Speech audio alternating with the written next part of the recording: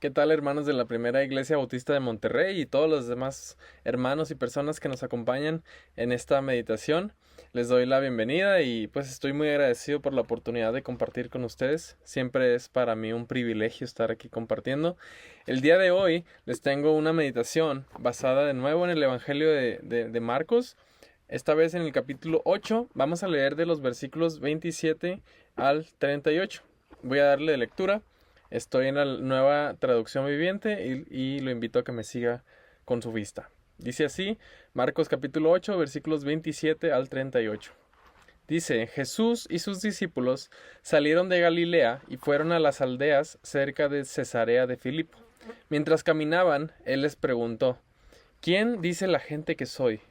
Bueno, contestaron, algunos dicen Juan el Bautista, otros dicen Elías y otros dicen que eres uno de los profetas. Entonces les preguntó, ¿y ustedes quién dicen que soy? Pedro contestó, tú eres el Mesías. Pero Jesús le advirtió que no le contara a nadie acerca de él.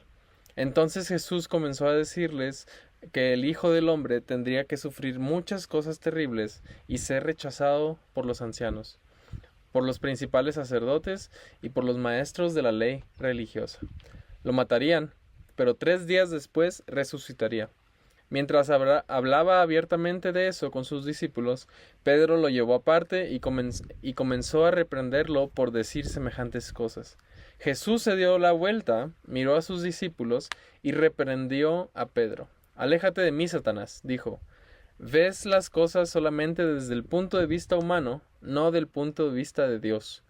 Entonces llamó a la multitud para que se uniera a sus discípulos y dijo, si alguno de ustedes quiere ser mi seguidor, tiene que abandonar su propia manera de vivir, tomar su cruz y seguirme. Si tratas de aferrarte a la vida, la perderás, pero si entregas tu vida por mi causa y por causa de la buena noticia, la salvarás. ¿Y qué beneficio obtienes si ganas el mundo entero, pero pierdes tu propia alma? ¿Hay algo que valga más que tu alma? Si alguien se avergüenza de mí y de mi mensaje en estos días de adulterio y de pecado, el Hijo del Hombre se avergonzará de esa persona cuando regrese en la gloria de su Padre con sus santos ángeles. Vamos a orar, hermanos. Señor, te damos gracias por tu palabra, gracias por la libertad que hay en este país, de que podamos estudiarla con libertad, y te pido, Señor, por aquellos que viven perseguidos, te ruego que pues nos des de tu espíritu, Señor, que sea Él quien hable a través de tu siervo y que podamos obtener de este pasaje, Señor, una lección para nosotros, que no solamente se quede en el interior de nuestro cerebro y suene bonito para nosotros, sino que podamos ponerla en práctica, Señor, y así agradarte más a ti. Te damos gracias por todo esto, en el nombre de Jesús. Amén. Muy bien, hermanos, este es un pasaje que normalmente dividen en dos, en el que primero Jesús les pregunta a sus discípulos quién dice que la gente que es Él, y luego es donde habla del sufrimiento, pero yo considero que deberíamos tomarlo como un solo pasaje. Y es muy interesante, para empezar, dónde ocurre. Ocurre en la ciudad de Cesarea de Filipo. Este está fuera de la jurisprudencia de Herodes. Y pues Cesarea es una ciudad con mucha historia. Em, Estaba, para empezar, en el territorio de Felipe. Y era un pueblo pues con mucha historia. Anteriormente se había llamado Balinas porque era un centro de culto a Baal. Y nosotros sabemos lo terrible que son los Baales, ¿verdad? Que recibían sacrificios de recién nacidos y cosas así. También se llamó Paneas. Este nombre era por el dios Pan, el dios de la naturaleza. Y pues eh, aquí había un templo, de hecho, dedicado a ese dios. Y ahí, hermanos, era una ladera de una montaña y es donde surge el río Jordán, donde empieza a brotar el agua y se empieza a juntar y surge un riachuelo que se convierte después en el río Jordán. Y ahí mismo en la ladera, Felipe había construido un templo para César. Nosotros sabemos que el emperador romano siempre se ha considerado o siempre se había considerado como un dios, a él mismo y entre sus súbditos. Entonces Felipe erguió un templo para el emperador romano, rodeado de toda esta idolatría y pues falsos dioses.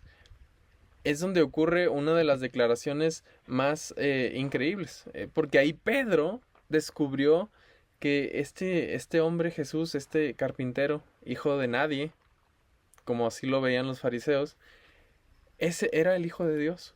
Pedro descubrió que su maestro, que iba camino a la cruz, era el Hijo de Dios. Y es muy interesante porque aquí esto ocurre justo a la mitad del Evangelio de Marcos. Es el cenit del Evangelio de Marcos. A partir de aquí, las amenazas de muerte y los planes para matar a Jesús comienzan a tomar forma sólida y ya no solamente es una amenaza verbal, sino ya es una amenaza eh, tangible, mis hermanos. Muy interesante el contexto en el que ocurre todo esto, ¿verdad? Y aquí ocurre una pregunta que hasta el día de hoy es para cada una de las personas que viven en el mundo, para las 8.000 millones aproximadamente que viven en el mundo, la pregunta más importante y la pregunta que lo determina todo. ¿Quién es para nosotros Jesús? Jesús les pregunta a estos discípulos, ¿quién dice la gente que soy yo? Y había una confusión, había una serie de rumores y lo que decía la gente. Algunos decían que era Elías, algunos decían que era Juan el Bautista, que había vuelto de la muerte, algunos decían que nada más era un profeta de Dios. Y esto, hermanos, nos demuestra cómo hay una idea errónea de Jesús. Y la única, ¿cómo se dice? El único antídoto para esto es estar cerca de Jesús. Y a Jesús no le importa lo que dice la gente. Él pone todo a prueba cuando le pregunta a sus discípulos, ¿y ustedes quién dicen que soy? Entonces ahí Pedro se da cuenta que él siempre lo había sabido. Recordemos el llamado de Pedro. Él ya tenía un atisbo de quién era Jesús. Porque cuando Jesús le habla dice, no soy digno de estar ante ti, no soy digno de seguirte. Pero Jesús tenía otros planes para Pedro. Y ahora Pedro, después de haber estado un buen tiempo con Jesús, probablemente unos años, se da cuenta de quién es esta persona, porque estuvo cerca de Jesús, comió con Jesús, caminó con Jesús, predicó con Jesús, sufrió con Jesús, fue perseguido con Jesús, y no había otra opción. Era el Mesías, el Cristo, el ungido. Recordemos que Mesías y Cristo significan lo mismo, uno en griego y el otro en hebreo. Y significa el ungido, es decir, que Dios mismo lo había preparado para esto. Entonces, es muy interesante esto porque pues vemos que la única manera de conocer a Jesús es estar cerca de Él, de caminar con Él. Pero la actitud de Jesús a esta declaración de Pedro es que guarde silencio, que no le diga a nadie. ¿Por qué? Bueno, era importante porque primeramente tenía que enseñarles a los discípulos y a Pedro de qué se trataba el mesiasgo realmente. Porque recordemos que en el tiempo de Jesús todos esperaban un Mesías poderoso y libertador y rico y con influencia, que iba a derrotar a Roma y que iba a poner a Israel en lo más alto y a los gentiles en lo más bajo. Entonces primero Jesús se tenía que deshacer de todas estas ideas. Ya con ese trasfondo, pues entonces vemos que Jesús empieza a hablar de algo que para los judíos era totalmente absurdo e incluso hasta, podríamos decirlo, blasfemo, ¿verdad? Porque Jesús conecta el mesiasgo con sufrimiento y muerte. Es por esto que Pedro, reacciona de manera tan violenta, tan contrario a lo que nosotros podríamos esperar. Porque toda esta idea de que Jesús, el Mesías, esperado por tantos años, tendría que sufrir, para él era totalmente loco, era una tontería. Y por eso reacciona así con Jesús. porque ellos esperaban un Mesías poderoso. Y Pedro todavía tenía ese atisbo, esas migajas de la influencia, pues, de los judíos de aquel tiempo, ¿verdad? Entonces, por eso Jesús, es por esta razón que Jesús reprende a Pedro de tal manera que le llama Satanás. Si nosotros leemos esta declaración en el Evangelio de Mateo, Jesús le dice que esta idea, esta declaración no viene de la carne de Pedro, sino viene de Dios en el cielo. Y ahora está hablando de que Pedro lo compara con Satanás. Bueno, ¿por qué sucede esto? Porque lo que Pedro quería era contrario a la voluntad de Dios. Y nosotros sabemos que el que tiene la voluntad contraria a Dios, el que quiere lo que Dios no quiere, es Satanás, es el diablo. Entonces es por eso que Jesús compara a Pedro con Satanás en este momento. Era de nuevo una tentación de Satanás para que Jesús dejara todo ahí y realizara planes que no estaban en el plan de Dios. Entonces, para dejarnos claro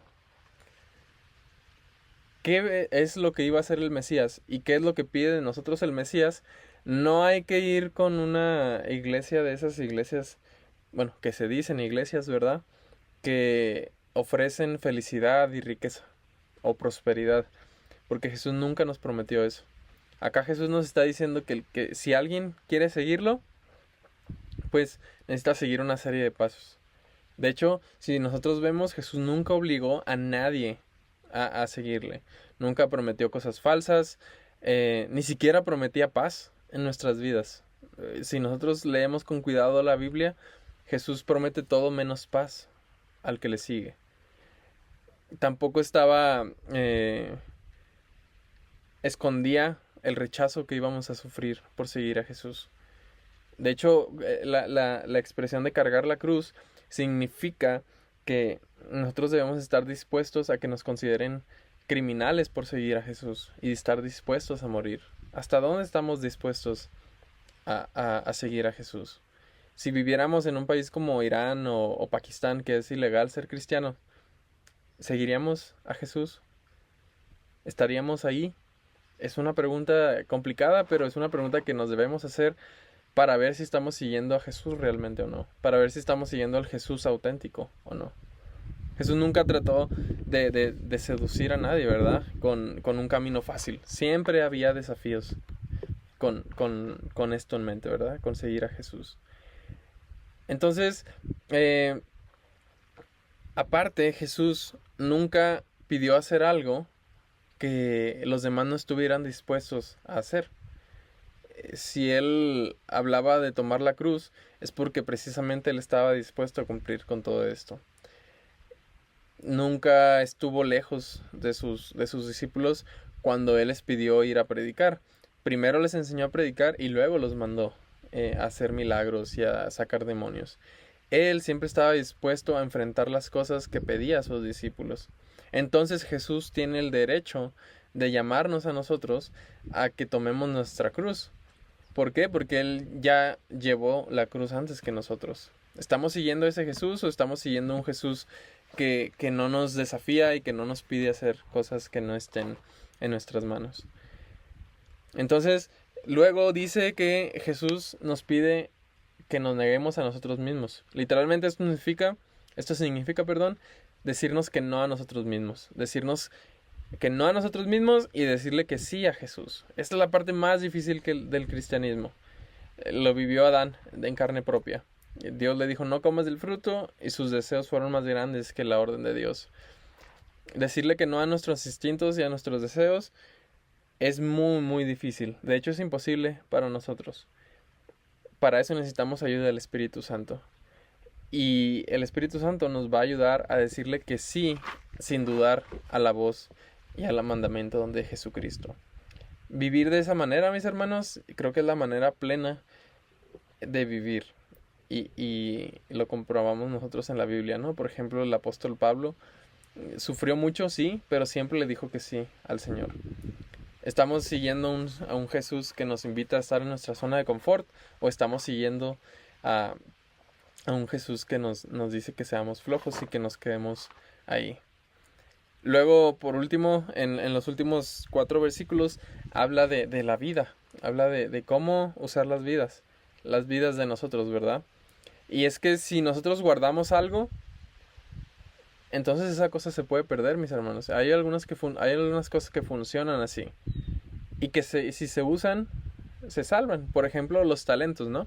Alguien que tenga un talento, que lo ponga en práctica y que sea devoto a esta profesión, pues lo va a desarrollar y va a convertirse en algo gigante. Si nosotros vemos a personas como Beethoven o Mozart o gente talentosa, o Lionel Messi o Cristiano Ronaldo, y no desarrollan su talento, entonces no llegarían a ser tan grandes como fueron. Si se deja de usar, entonces ahí es cuando acaba por perderse. Precisamente así es como funciona la vida.